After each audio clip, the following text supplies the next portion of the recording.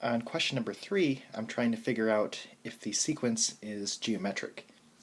And if it is geometric, what is the common ratio?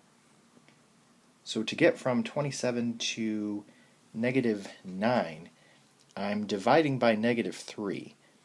But we really want to express this as a multiplication. So that means we need to use fractions. So I'm multiplying by negative 1/3.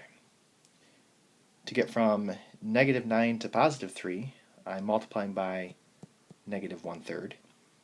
And to get from 3 to negative 1, I'm multiplying by negative 1/3. So yes, this is geometric, and r is equal to negative 1/3. On question number 4, to get from 1/4 to 1/8, I'm multiplying by 1/2.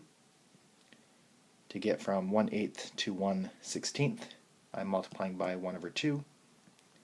And then the same thing for 1/16 to 1/32.